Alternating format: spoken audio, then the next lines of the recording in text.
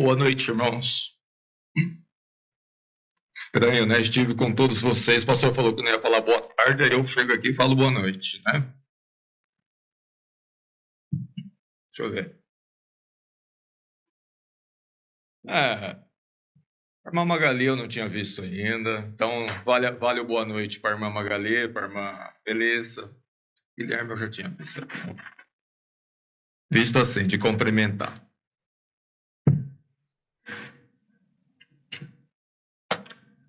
Irmãos, vamos abrir nossas Bíblias lá em Lucas, no capítulo 14. Vamos fazer uma meditação nesse texto. Nós vamos ler do 15 até o 35, uma passagem até um pouco longa. Mas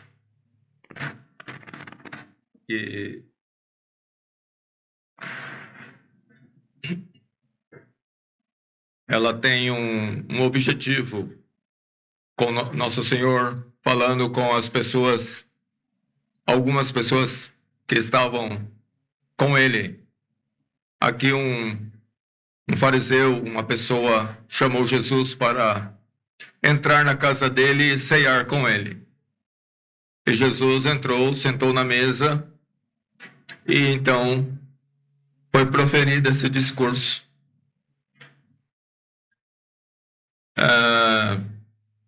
Uma coisa característica de Nosso Senhor Jesus Cristo, como eu creio que é uma característica de todo bom servo de Deus, Cristo estava aqui numa condição de servo do Pai e em perfeição. É que ele não perdia a oportunidade. Não é porque eu estou sentado na mesa, um lugar, né, onde nós vamos ceiar, que eu vou deixar de falar algumas verdades. Não tinha isso com Cristo. O que ele tinha de falar, ele falava em qualquer lugar. Ele não ia deixar de falar a verdade por conta de ocasião.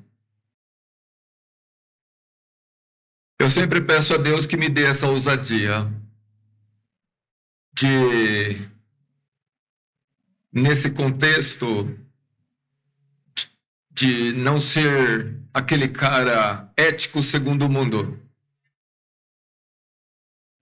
onde você tem que respeitar ocasiões, tudo. Não estou falando que não devemos respeitar nada, mas a palavra de Deus, ela é primária em qualquer ocasião. O reino de Deus é primário em qualquer ocasião. E a necessidade de salvação é superior a qualquer coisa. A pessoa pode não saber, mas eu sei.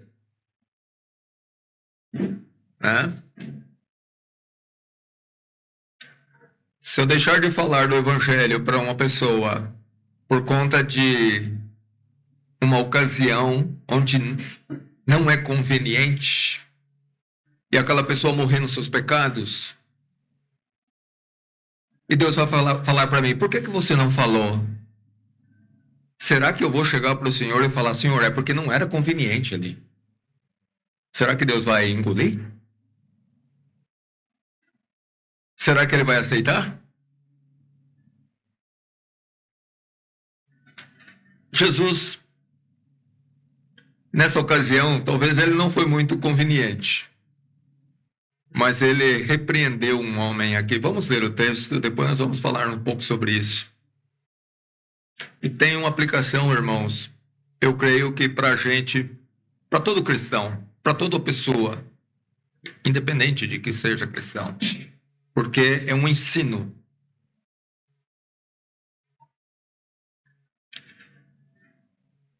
Anteriormente ele vinha falando aqui, né, da questão do pão. E no versículo 15, um dos que estava sentado com ele à mesa, disse assim, e ouvindo isto, um dos que estava com ele à mesa disse-lhe, eu estou lendo aqui, irmãos, acompanha na sua Bíblia, porque eu tirei aqui da Bíblia. Estou lendo no computador, mas é da palavra de Deus. Se não tiver de acordo com a sua aí, pode levantar a mão e falar, opa, tem alguma coisa errada aí com a sua. E ouvindo isto, um dos que estavam com ele à mesa, disse-lhe, bem-aventurado o que comer pão no reino de Deus. Porém, ele lhes disse, ele aqui Jesus Cristo, um certo homem fez uma grande ceia e convidou a muitos. E a hora da ceia, mandou seu servo dizer aos convidados, vinde, que já tudo está preparado. E todos, a uma, começaram a excusar-se. Disse o primeiro, comprei um campo, e importa ir vê-lo. Rogo-te que me hajas por escusado. E o outro disse, comprei 5 juntas de boi, e vou experimentá-los. Rogo-te que me hajas por escusado. E o outro disse, casei, e portanto não posso ir. E voltando aquele servo, anunciou estas coisas ao seu senhor.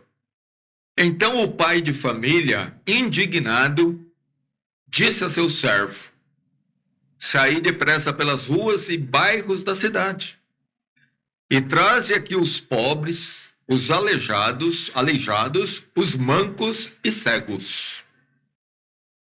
E disse o servo, Senhor, feito está como mandaste, e ainda há lugar. E disse o Senhor ao servo, saí pelos caminhos e valados, e força-os a entrar, para que a minha casa se encha.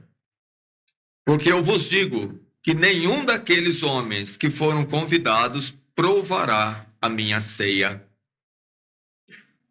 Ora, ia ele com uma grande multidão, e voltando disse, se alguém vier a mim, e não aborrecer a seu pai, a mãe, e mulher, e filhos, e irmãos, e irmãs, e ainda também a tua própria vida, não pode ser meu discípulo. E qualquer que não levar a sua cruz e não vier após mim, não pode ser meu discípulo. Pois qual de vós, querendo edificar uma torre, não se assenta primeiro a fazer as contas dos gastos, para ver se tem com que acabar? Para que não aconteça que depois de haver posto os alicerces e não a podendo acabar, todos os que a virem comecem a escarnecer dele, dizendo, este homem começou a edificar e não pode acabar. Ou qual é o rei que, indo à guerra, a pelejar contra outro rei, não se assenta primeiro a tomar conselho sobre se com 10.000 pode sair ao encontro do que vem contra ele, com 20.000? De outra maneira, estando o outro ainda longe, manda embaixadores e pede condições de paz.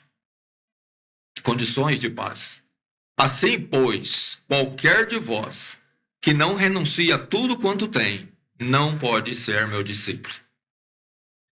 Bom é o sal, mas se o sal se degenerar, bom é o sal, mas se o sal degenerar, com que se há de salgar? Nem presta para a terra, nem para o montouro, lançam-no fora. Quem tem ouvidos para ouvir, ouça. Vamos orar mais uma vez. Senhor, nosso Deus e Pai, eu rogo agora, Senhor, que o Senhor usa conforme um instrumento imperfeito, mas a Tua palavra, Senhor, é perfeita. Usa para falar, Pai, dela, tão somente aquilo que for do Seu agrado. Certamente, Pai, eu vou falhar, porque até na exposição nós falhamos. Mas poderoso é o Senhor para aplicar a Tua palavra em cada coração presente, Senhor, pelo poder do Teu Espírito. Eu rogo, Senhor, que a começar por mim, estendendo a todos os ouvintes, que nós possamos entender o recado do nosso Senhor com esta passagem. E que assim, Pai, possamos tomar a Sua palavra sempre com grande valia, aplicando ela, Senhor, verdadeiramente na nossa vida, conforme o ensino dela. Que assim nós possamos não negligenciar nenhum dos seus ensinos. Tudo que já foi instruído nessa casa hoje, Pai, na tua palavra de manhã, à tarde e também agora, Senhor, que nós não possamos negligenciar nenhum dos estudos, de tudo que o Senhor nos ensinou. Mas que a sua igreja, Pai, em especial essa igreja, que nós sejamos praticantes da tua palavra. Perdoa, Pai, nossas falhas, perdoa-me a mim. E tão somente eu te peço, Pai, que o Senhor me usa para falar aquilo que o Senhor quer. Em nome de Jesus Cristo, que nós oramos. Amém. Irmãos,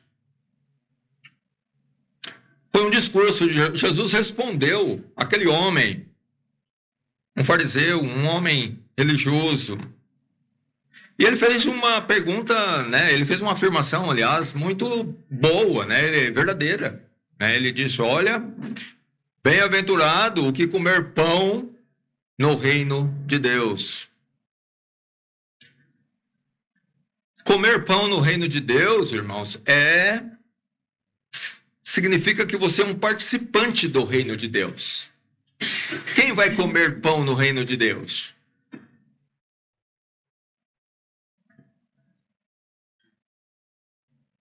E esse é o ponto. Jesus olhou para aquele homem, quer dizer, espera lá, filho. Primeiro você precisa saber se você realmente vai comer pão no reino de Deus. Ou seja, Jesus quer dizer, será que você realmente é meu discípulo? E aí, então ele vai fazer uma narrativa por meio dessa parábola, dessa ilustração, né, que ele faz aqui, mostrando o que caracteriza aqueles que vão comer pão no reino de Deus.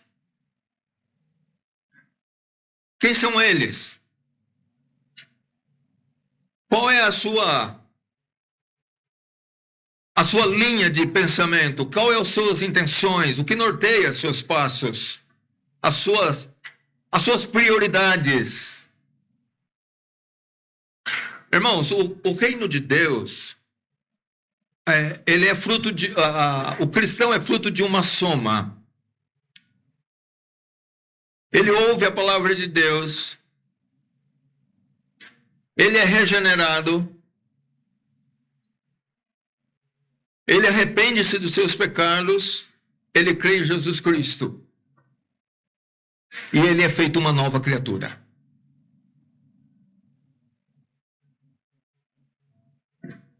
Como diz a palavra, as coisas velhas ficam para trás. Não necessariamente de uma vez, mas a partir do novo nascimento, a partir da conversão, é fato que já começou um despojar do velho homem. É que nem uma cobra trocando de casca, né? Ela vai indo e vai saindo e a casca velha vai ficando, né? E daqui a pouco sai lá uma cobra com aquela casca lisinha, brilhando, né? Não se iluda, ela ainda é uma cobra, viu? Né? Ela troca, sabia que as cobras trocam de casca de tempos em tempos. Aquela casca velha deixa para trás. É aos poucos que vai acontecendo isso, né? É uma coisa do reino animal. Mas o crente, irmãos, isso tem que ser um fato na minha vida e na sua. Que esse despojamento, essa aniquilação de um homem carnal e mundanista vai ficando para trás. E na medida que vai se revestindo de um homem novo, gerado por Deus, em verdadeira justiça e santidade, que vai deixando a velha maneira de pensar, de agir, a vã maneira de viver, como a palavra de Deus chama, a maneira como o mundo vê a vida, e que nós víamos também antes da nossa conversão. Mas uma vez aberto o olho do nosso entendimento, a gente passa a ver, irmão, essa vida da ótica do ensino da palavra de Deus. É uma ótica orientada pela palavra de Deus, pela Bíblia, por Jesus Cristo. E isso é refletido na nossa maneira de viver.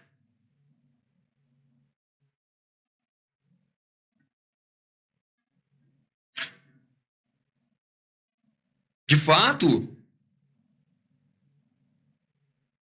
todos querem comer o pão do céu, né? Todos querem comer pão no reino de Deus, ou seja, todos querem estar com Deus. A gente, quando vai nos funerais, o que mais a gente ouve é que aquela pessoa que morreu, que ele descansou.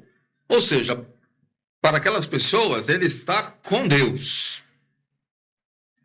E é falado, não, Bertano está com Deus.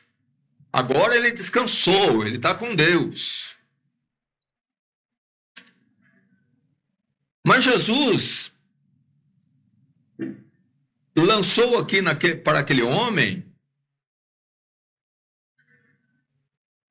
condições, ou seja, características, na verdade, não condições, mas características que marcam aqueles que vão comer o pão no reino de Deus, que vão estar com Deus, que vão descansar, para que ele não continuasse pensando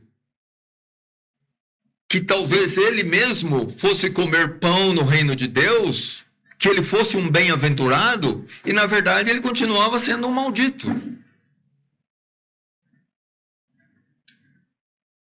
Perante os homens, né, irmãos, quase todo mundo é bendito, né? Todo mundo é bom homem, é boa pessoa, Bertano, nossa, Bertano. Todo mundo fala bem, especialmente depois que a pessoa morreu. Mas a questão não é o que os homens dizem, é o que a palavra de Deus diz. É o que Deus diz. Quem é que é o bom homem perante Deus?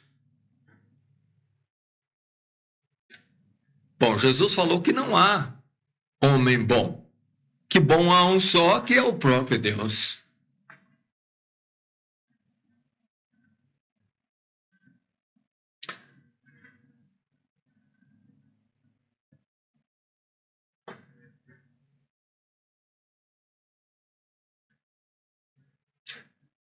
Aqueles irmãos que verdadeiramente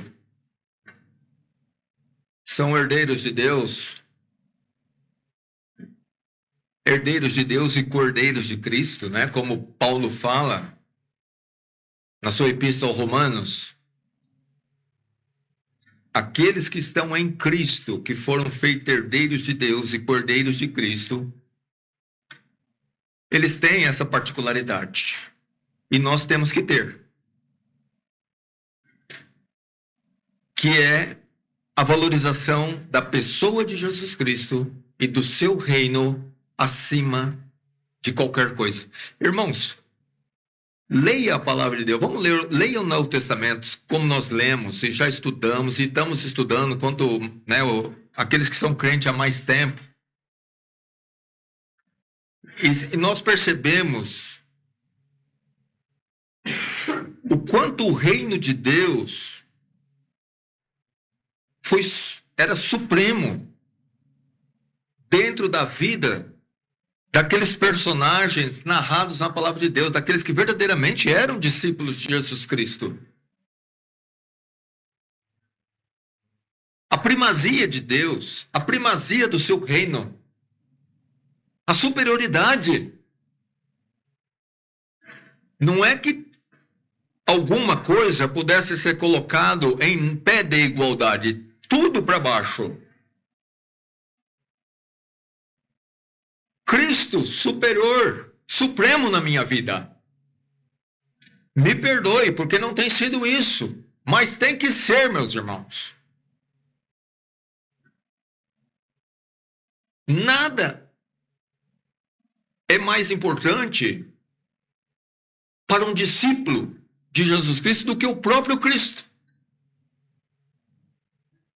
Estar com Ele, seguir a Ele. Deus nos perdoe, porque nós temos falhado nesse ponto. Mas que Ele nos dê a força para que nós coloquemos verdadeiramente Jesus Cristo e o reino de Deus supremo na nossa vida, para que Ele possa olhar e falar: esse verdadeiramente é meu discípulo.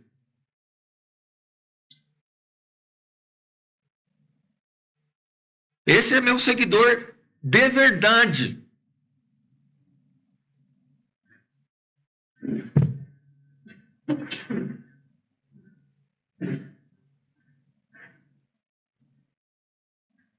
O grande tesouro do cristão, irmão, o que é?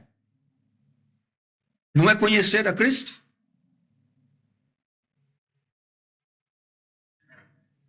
Quando Zaqueu conheceu o Senhor Jesus Cristo, irmão, aquela passagem, né?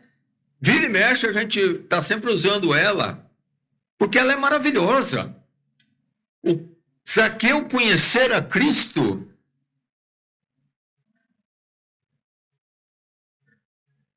o quanto Jesus Cristo foi importante para aquele homem, o quanto Jesus Cristo foi superior para ele, ao ponto de ele tomar a decisão que tomou. O valor de Cristo colocou aquelas outras coisas no chinelo. O conhecer a Cristo para Zaqueu fez com que os outros valores referentes, né, valores desta vida, valores que são importantes para os homens, para ele ficou quase que desprezível, a ponto dele falar: eu dou isso aqui. Nós vemos a mesma atitude da igreja de Jerusalém, logo nos primórdios, devido à necessidade que havia dos irmãos. E o que é mais importante do que um irmão? Casa, fazenda, carro. Aqueles irmãos viam a necessidade dos seus irmãos em Cristo e, movidos pelo amor, eles tomavam aquela atitude, porque para eles, irmão, a vontade de Deus, o reino de Deus, aquilo que alegra a Deus, era o mais importante. Eles não eram tolos. Barnabé não era um tolo. Uma pessoa sem consciência. Aqueles irmãos lá não eram pessoas que alguém ia falar: mas esse cara é um estúpido, o que ele fez? Não. Era uma questão de prioridade, de amor e de valor. O que eu verdadeiramente amo, o que eu verdadeiramente valorizo. O Senhor Jesus Cristo foi bem enfático quando ele disse: porque onde estiver o vosso tesouro, ali estará também o vosso coração. Mateus 6, 21. Ali ele vem falando de não ajuntar tesouro na terra, mas ajuntar tesouro no céu. É priorizar, irmão, é exatamente isso. É colocar o reino de Deus à frente. É colocar Jesus Cristo à frente. É ser um discípulo de Jesus Cristo em verdade. O que é um discípulo? É um seguidor de um mestre. O mestre fala, instrui o discípulo. E o discípulo segue a instrução do mestre.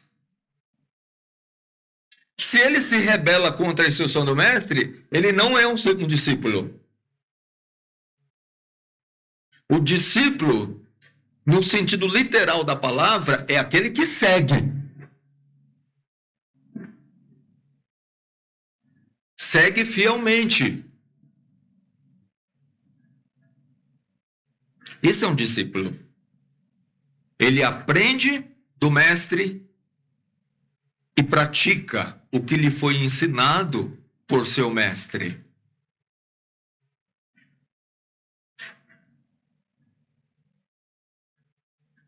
Nós temos que tomar muito cuidado, irmãos, porque o nosso discipulado, para que o nosso discipulado não se limite a participar dos cultos, a pegar a Bíblia e vir para aqui aos domingos, alguns na quarta, e participar do culto. Será que isso faz de mim um discípulo?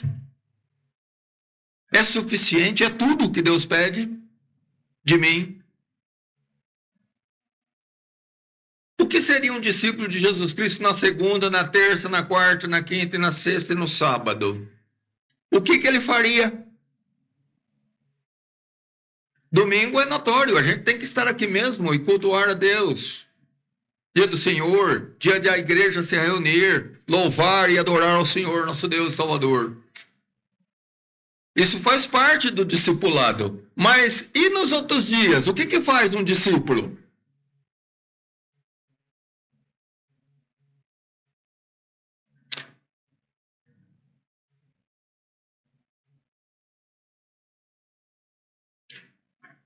Veja aqui, o versículo 16, nós lemos até o 20. Ele disse assim, olha, Jesus contando a história, né, a ilustração. Porém, ele disse, um certo homem fez uma grande ceia e convidou a muitos. Só que na hora que ele mandou chamar os convidados, vinde que tudo está preparado, o que aconteceu com eles? Oh, Senhor, eu te agradeço, mas eu não vou poder ir. Sabe o que é? Eu comprei um campo e eu tenho que ir lá vê-lo. Por favor, me perdoa, mas eu não vou poder ir. Eu tenho que ir lá ver meu campo. Meu campo é prioridade. Eu comprei ele, paguei um preço alto. Eu tenho que ir lá ver ele. Não me leva a mal, não, mas não vou poder ir. Eu preciso ir ver meu campo.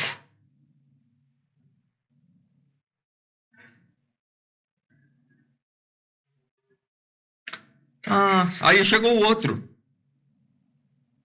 Ô, Senhor, eu acabei de negociar ali e comprei 5 juntas de bois.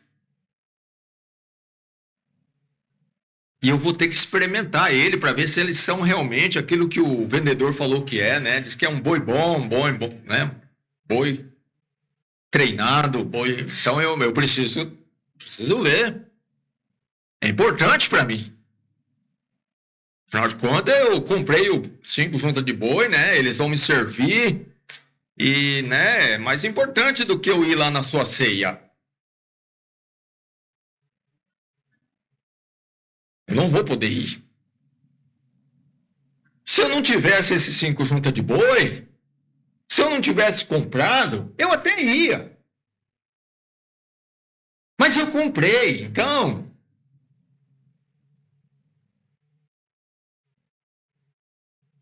Os irmãos estão me entendendo? Entendendo o que Deus está dizendo? E o outro disse: casei.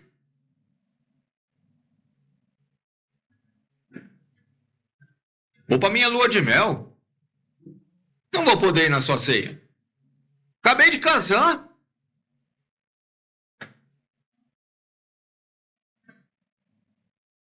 Eu tenho que dar atenção para minha mulher. Não vou poder ir na sua ceia. Mais importante agora, no momento, acabei de casar, mais importante é eu dar atenção para minha mulher, não é ir lá na sua ceia.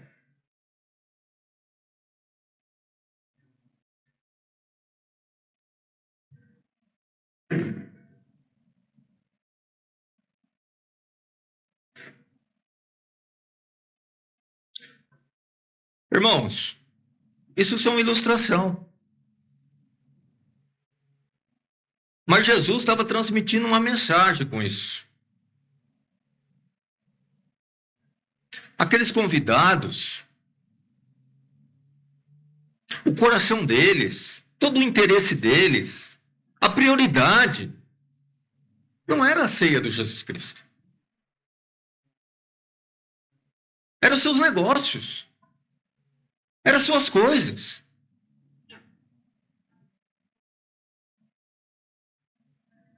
Por isso que Jesus falou, onde está seu tesouro? Lá está seu coração. E a gente segue o quê? O coração.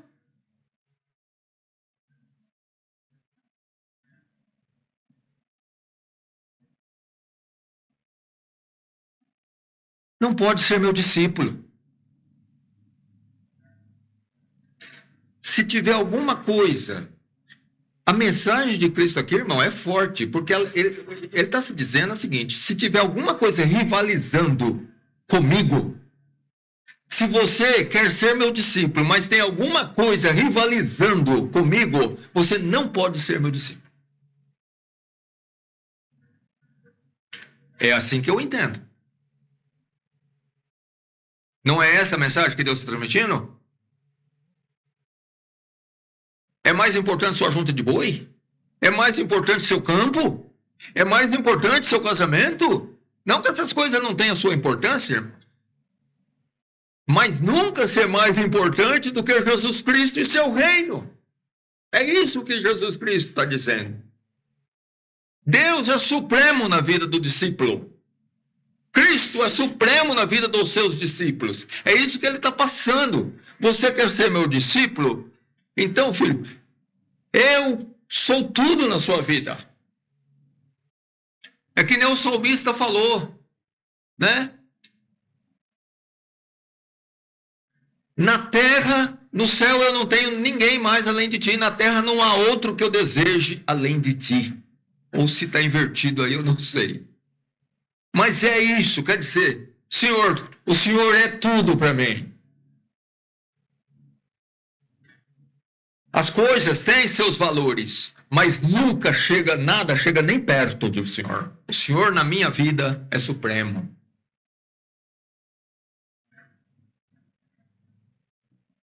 Nós estávamos falando à tarde aqui, né, e mencionamos a questão das riquezas, né,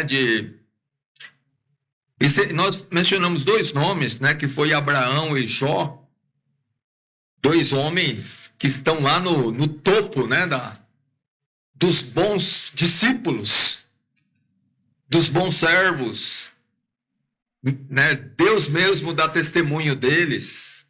Aliás, irmãos, eu digo que a gente tem que atentar para aqueles nomes cujo próprio Deus testifica deles. O que esses homens tiveram? Vamos ler o histórico da vida deles, né? A narrativa, porque se Deus está falando deles com propriedade, então eu preciso olhar para eles. Eu preciso aprender com eles. O que eles tiveram que eu não tenho?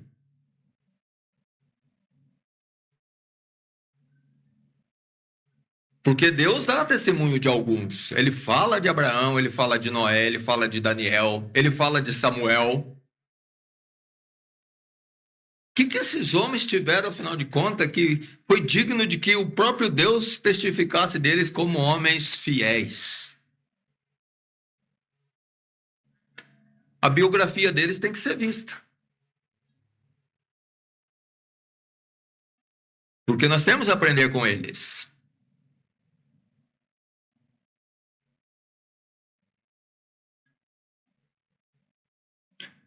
O cristão, irmãos, o discípulo de Jesus Cristo,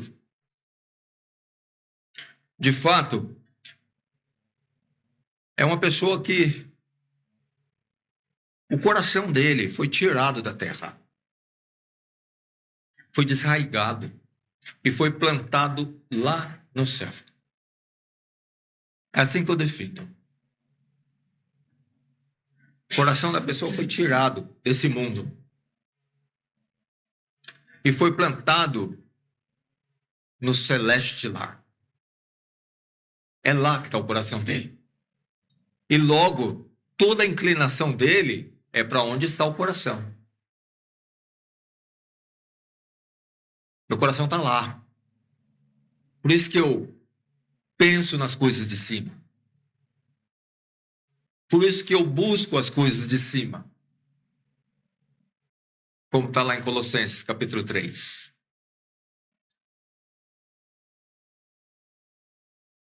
Porque o meu Senhor, a quem eu sirvo,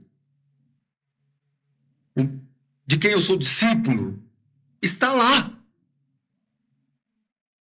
assentado à destra do Pai, esperando que eu o sirva fielmente, como discípulo. Ele está lá, mas ele olha aqui para baixo e me vê. Lá está meu discípulo, Daniel. Como eu estou servindo a meu Senhor?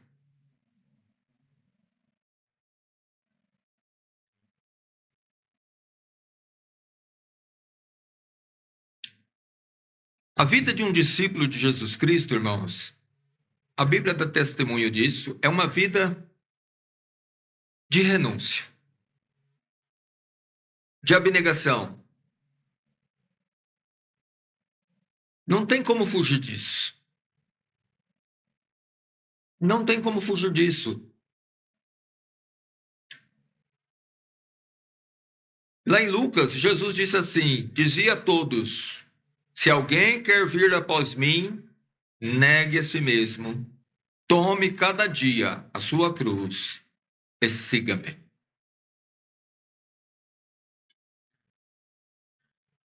Não é querer, num sentido, eu quero. Tem um preço a ser pago. Primeiro, eu tenho que renunciar a mim mesmo. Quando fala renunciar a mim mesmo, irmão, é renunciar pensamentos carnais, pensamentos egoístas, pensamentos mundanistas. É renunciar a uma natureza na qual não habita bem algum. É renunciar o que eu quero. Já não tem mais o que eu quero. Já não tem mais a minha vontade. Eu posso até ter um querer. Mas qual tem que ser a minha tratativa em cima do meu querer? A mesma do nosso Senhor. E qual foi a do nosso Senhor? Todavia, não seja como eu quero, mas como tu queres. Não vamos deixar de ter nosso querer, afinal de contas, faz parte da nossa natureza, do nosso ser. Mas nunca de forma imperativa, mas sempre em submissão à vontade de Deus. Não seja, Senhor, talvez como eu quero. Se o Senhor não quer, que assim seja. Amém. Negue a si mesmo. Tome cada dia. E veja, irmão, que ele usa aqui cada dia, ou seja, dia após dia. A minha cruz, a minha associação com Jesus Cristo.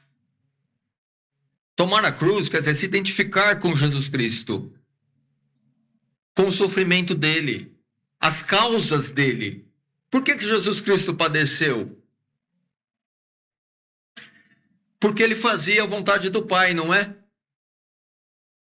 O mundo odiou Jesus Cristo porque ele não era do mundo. Ele veio aqui não para fazer a vontade dos homens, mas a vontade do Pai.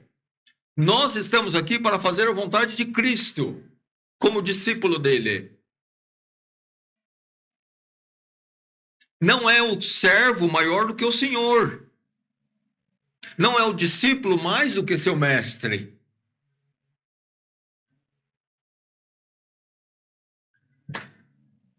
Os apóstolos chegaram para Jesus, uma vez, dois deles, né?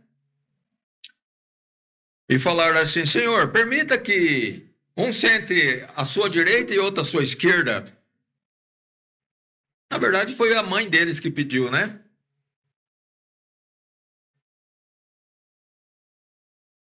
Aí Jesus falou: vocês podem beber o cálice que eu vou beber? E eles falaram: nós podemos. Jesus falou: bom, na verdade vocês vão beber. Irmão, nós não somos maiores do que Jesus Cristo. O mundo na qual Jesus Cristo padeceu, foi afrontado, foi desprezado, foi crucificado e morto, é esse mesmo mundo que nós vivemos e que o repudia ele tanto quanto naquele tempo. Hoje é a mesma coisa. Se os discípulos padeceram naquela época porque se identificavam com Cristo, não é diferente nos tempos de hoje. É o mesmo mundo. O príncipe desse mundo ainda é o diabo. O mundo ainda jaz no maligno. O mundo ainda odeia Deus. A diferença não é que o mundo melhorou, é que nós pioramos como discípulos.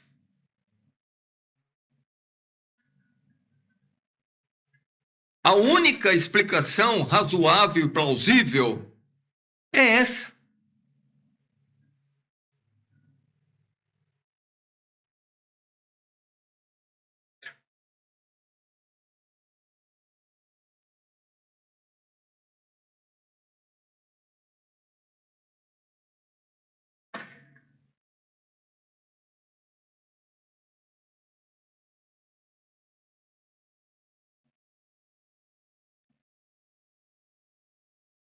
Aqueles homens rejeitaram o convite de Jesus Cristo,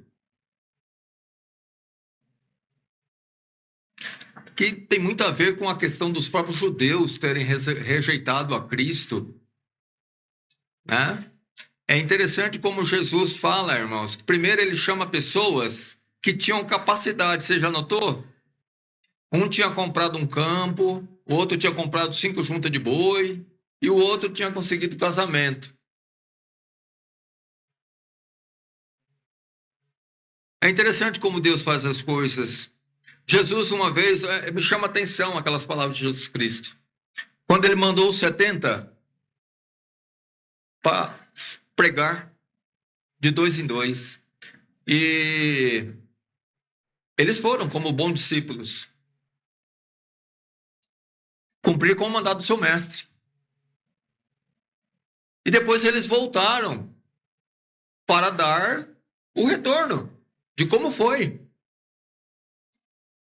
E eles chegaram e eles estavam impressionados. Falaram: Senhor, até os demônios nos sujeitam.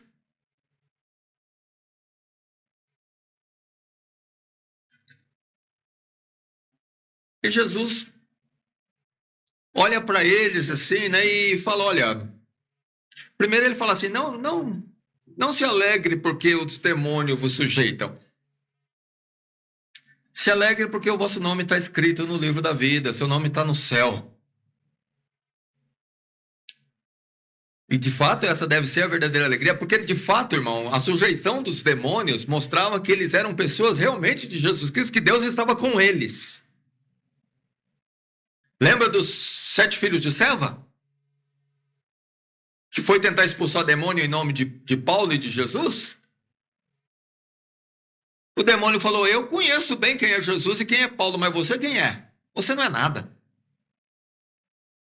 Mas naqueles casos, os discípulos, os demônios sujeitavam a ele, porque eles verdadeiramente, Deus estava com eles. Eles eram discípulos mesmos.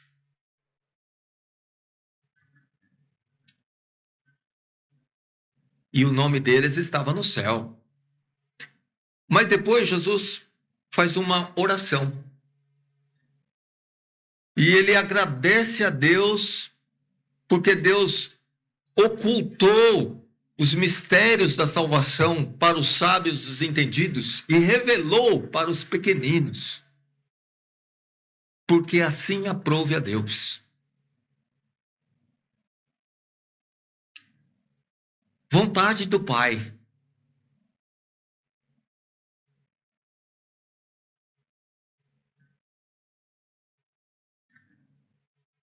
Na passagem aqui, nós vemos que Jesus falou: vai, chama os aleijados, os cegos, aqueles miseráveis, para a minha ceia.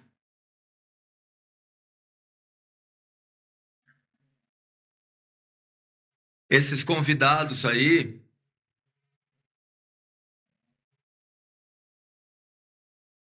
que valorizam mais a sua vida mundanista, os seus posses, seus valores mundanistas, carnais, eles jamais vão provar da minha ceia. Agora, aquele pobre miserável não tem nada. A ceia para eles era tudo. Um cego. A maioria deles, o que era? Um mendigo. Tenha misericórdia de mim, dá uma esmola. Então alguém chegar e falar: olha, filho, então você está sendo convidado para comer um senhor está te chamando para comer na casa dele, uma ceia. Ele fala: nossa, isso é tudo para mim. Eu não tenho nada.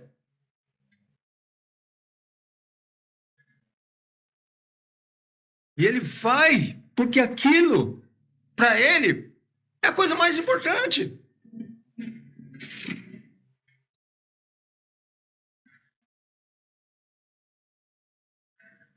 E num sentido espiritual, irmãos, é exatamente assim que os discípulos, aqueles que pretendem ser discípulos de Jesus Cristo, têm que se sentir. Ou seja, ele tem que renunciar a tudo, não tem que ter nada. Nesse mundo eu não tenho nada. Eu só tenho aquilo que Cristo tem a me oferecer, a sua ceia. Ela é tudo para mim. Eu vou. Eu aceito o convite do meu Senhor.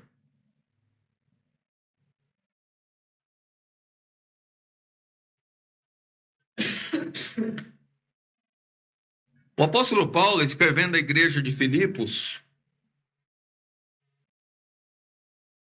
ele diz: porque muitos há, dos quais muitas vezes vos disse, e agora também vos digo chorando, que são inimigos da cruz de Cristo, cujo fim é a perdição, cujo Deus é o ventre, cuja glória é a confusão dele, é para a confusão deles. E por quê? Que só pensam nas coisas terrenas. Eu ouvi uma pregação, irmão, de Spurgeon sobre esse texto, impressionante. Como sempre, uma bela pregação, né, de Spurgeon, né?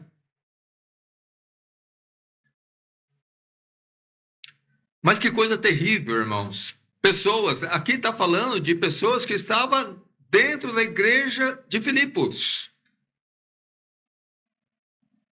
mas que não eram discípulos de Jesus Cristo, não eram cristãos. Né? Eles eram seguidores não de Jesus Cristo, mas do seu próprio ventre.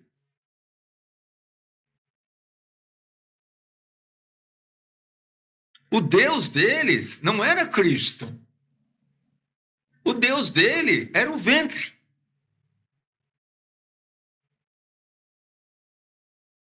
O Deus deles eram as coisas terrenas.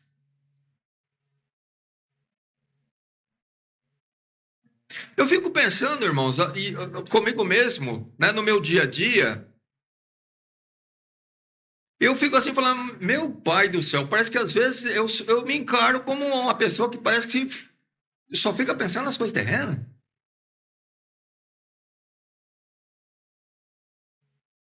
Parece que meu Deus, na segunda-feira, ele não existe. Ele começa a renascer na terça, porque na quarta tem um culto, depois ele morre de novo e ele vai ressuscitar lá no sábado, à noite.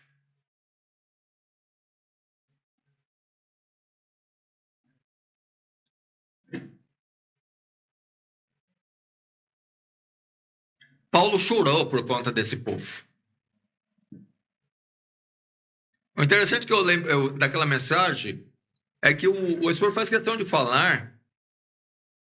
Ele menciona, né, que Paulo não era um espírito daquele, sabe, aquele espírito mole que chorava por qualquer coisa. Tem gente que chora, né, por qualquer coisa. Paulo não era um chorão. Alguém poderia falar, Paulo está chorando aqui, porque Paulo vive chorando. Não. Aliás, o que nós vimos é que quando ele estava lá na prisão, ele e Silas, depois de ter tomado chicoteadas, eles não choravam, não, eles cantavam. Nós não vemos Paulo chorando porque foi apedrejado. Mas ele chorou por causa desses falsos crentes que mostravam, por meio dos seus pensamentos, né, que norteavam o dia a dia deles, que eles, na verdade, não eram do céu, eles eram da terra. As evidências mostravam que aqueles homens, o coração deles estava na terra. Eles só pensavam nas coisas terrenas.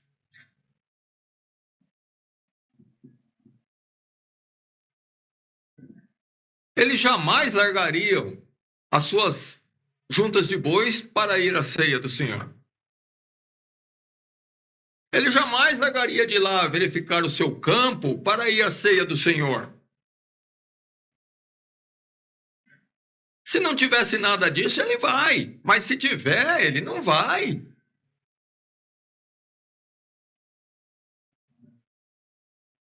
Não serve para ser meu discípulo, disse o Senhor.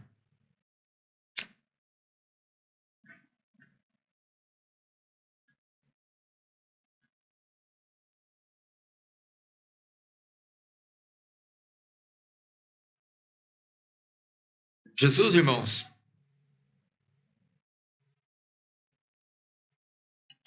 nós temos que tomar muito cuidado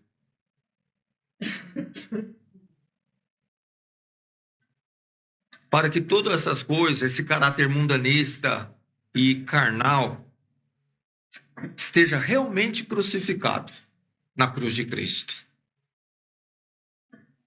Se eu verdadeiramente morri para o mundo e o mundo para mim, como diz Paulo na sua carta aos Gálatas, estou crucificado para o mundo por meio de Jesus Cristo e o mundo para mim.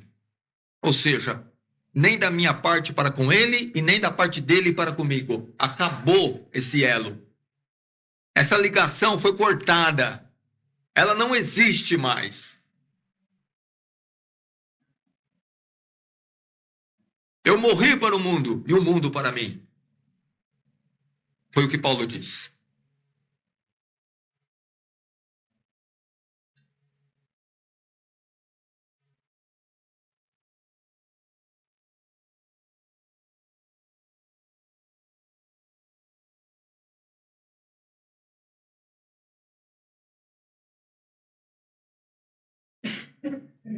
Veja que no nosso texto, irmãos,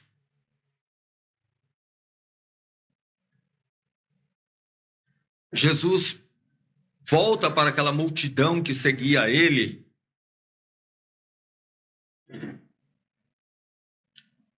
pensando no seu próprio ventre.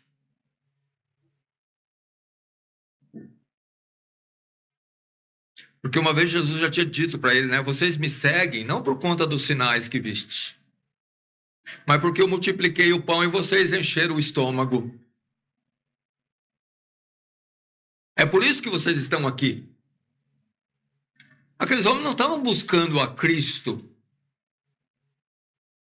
Eles estavam buscando uma provisão que vinha por meio dele. Provisão para o estômago.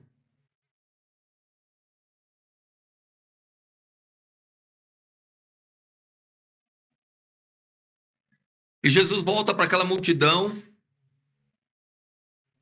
E diz aqui que, né, no texto que nós lemos, no versículo 5, diz que ia com ele uma grande multidão, não sei quantos. E voltando disse, se alguém vier a mim e não aborrecer a seu pai, a mãe, a mulher, filhos, irmãos, irmãs, e ainda a sua própria vida, ainda também a sua própria vida, não pode ser meu discípulo. E qualquer que não levar a sua cruz e não vier após mim, não pode ser meu discípulo. Olha, irmãos, ele usa aqui pessoas muito importantes. pai, mãe, mulher, filhos, irmãos, irmãs e ainda você mesmo. Bom, não tem pessoa que você ama, né, mais normalmente, né, do que você mesmo.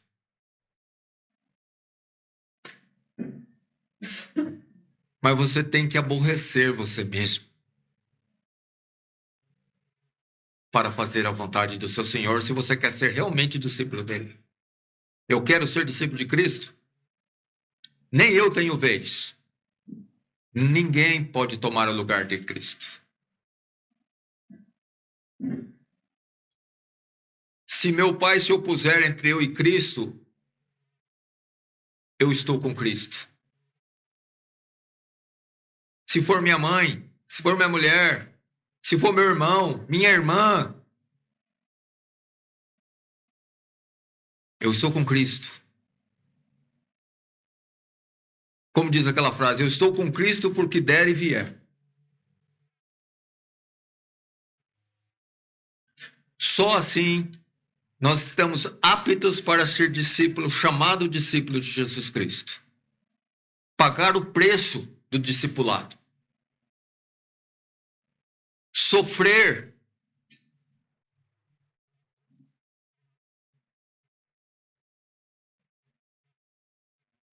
Mas ter em vista a recompensa. Os discípulos de Jesus Cristo, irmãos, foram pessoas que realmente sofreram. É fato. A maioria deles, os mais fiéis, não tenha dúvida, é quase que 100%. Muitos deles pagaram um alto preço. Mas como diz lá em Hebreus, eles tinham em vista a recompensa.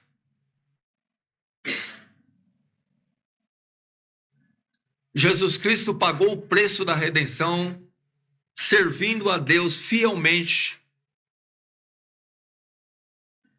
perfeitamente. Fiel até a morte. E morte de cruz. Alguém pode perder mais do que Jesus Cristo perdeu? Qualquer um de nós, para ser um bom discípulo de Cristo, nós vamos perder mais do que o próprio Cristo perdeu quando ele deixou a sua glória, sendo o eterno Deus, Criador de todas as coisas, para se fazer homem? Essa é a pergunta que eu me faço, meu irmão. Será que o meu preço está sendo tão alto quanto o de que Jesus Cristo foi? E depois, como homem, ir até a morte e morte de cruz?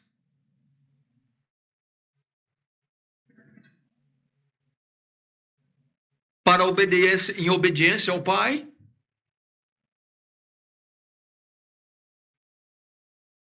Mas ele teve uma gloriosa recompensa. Superior a tudo que ele deixou. A perda de Jesus, o que Jesus Cristo ganhou com a obra que ele fez, irmão, é muito maior do que o que ele perdeu para fazer a obra que ele fez. Deus lhe deu um nome que é sobre todo nome. Colocou ele no mais alto nível. No céu e na terra não tem ninguém maior do que Jesus Cristo. Rei dos reis, Senhor dos senhores, vai reinar soberanamente por todo sempre.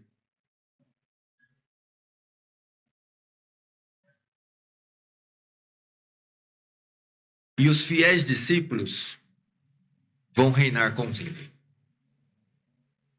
Aqueles que foram fiéis, irmãos, eles tinham em vista a recompensa. Me chama a atenção as palavras de Paulo. Combati o bom combate. Acabei a carreira, guardei a fé.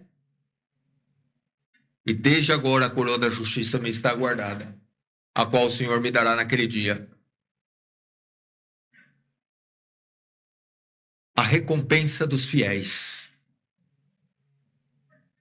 O que Jesus Cristo vai dizer para os seus discípulos fiéis? Bom e fiel servo.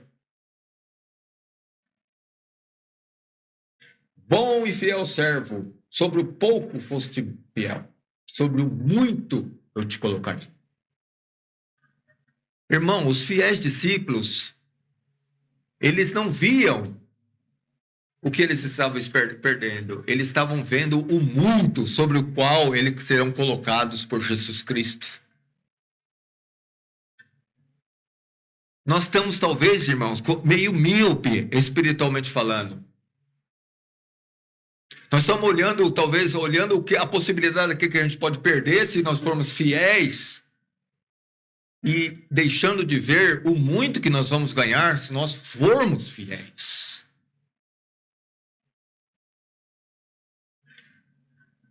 Sermos verdadeiros discípulos, não de palavra, mas em verdade, em obra,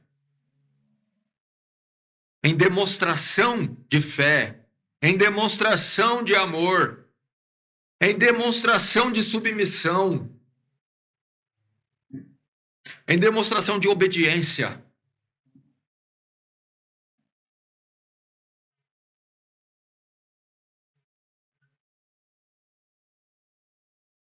Eis aí um discípulo de Cristo, percebido. Dá para perceber que ele é. Dá para perceber. Dá para perceber quem reina no coração dele, quem reina na vida dele. Quem tem domínio sobre a pessoa dele. As ações mostram.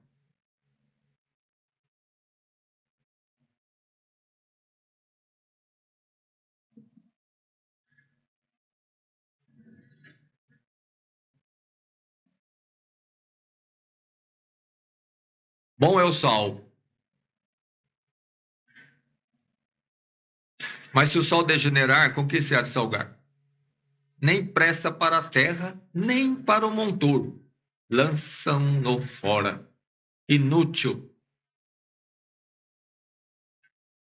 Quem tem ouvidos para ouvir, ouça. Esse quem tem ouvidos para ouvir, ouça é muito usado por Cristo. Ele usa isso lá nas 7 igrejas, no Apocalipse, nas 7 cartas enviadas às 7 igrejas da Ásia. Quem tem ouvidos para ouvir, ouça. Quer ser um verdadeiro discípulo? Eu quero. Os irmãos também querem. Então a gente tem que olhar para ver o que é um verdadeiro discípulo. O que ele tem que estar disposto para ser um verdadeiro discípulo. Não basta querer, tem que estar disposto a pagar o preço. Jesus Cristo é o nosso Salvador, mas para ser o nosso Salvador, ele teve que estar disposto a pagar o preço da nossa redenção. Se ele não tivesse disposto a pagar o preço, nós jamais estaríamos salvos. Não basta ter a intenção. Tem que estar disposto a pagar o preço. O preço do verdadeiro discipulado. Do verdadeiro seguidor. Que envolveu aqui, como nós vimos no nosso texto, renúncia, abnegação. É colocar Cristo e o seu reino no mais alto grau da nossa vida. No mais alto pedestal. Reina, Senhor. Reina em mim. E reina por meio de mim. Esse é o ponto. Um verdadeiro discípulo de Jesus Cristo é aquele onde Jesus Cristo reina nele e por meio dele.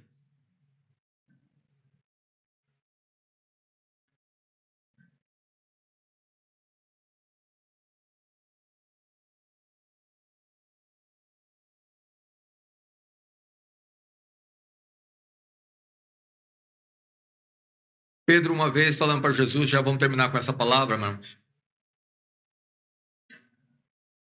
Pedro, tomando a palavra, disse-lhe: eis que nós deixamos tudo e te seguimos. Que receberemos?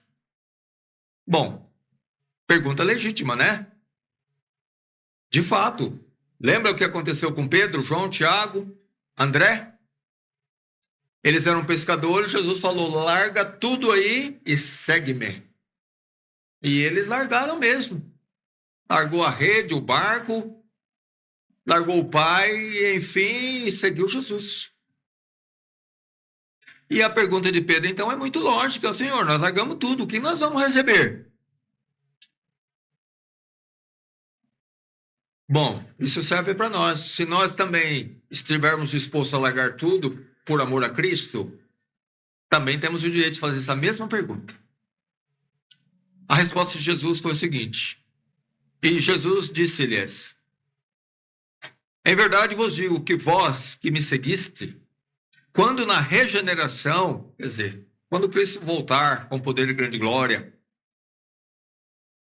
o Filho do Homem se assentar no trono da sua glória, como recompensa, também vos assentareis sob 12 tronos, para julgar as 12 tribos de Israel. Bela recompensa. E todo aquele que tiver deixado casa, ou irmãos, ou irmãs, ou pai, ou mãe, ou mulher, ou filhos, ou terras, por amor do meu nome, receberá 100 vezes tantos e herdará a vida eterna. Verdadeiro discípulo. Os verdadeiros herdeiros da vida eterna. Aqueles que estão dispostos a qualquer coisa por amor de Cristo. A qualquer sacrifício. E vamos lembrar, irmãos, que qualquer sacrifício que nós façamos não vai ser maior do que o sacrifício de nosso Senhor Jesus Cristo. Isso é um fato. Todo sacrifício que a gente possa fazer em favor de Cristo e do seu reino não será maior do que o sacrifício que Cristo fez em nosso favor. Nunca será. Mas a promessa é que receberemos 100 vezes tanto e por fim a vida eterna. Que Deus nos abençoe e nos faça discípulos fiéis do Senhor. Amém?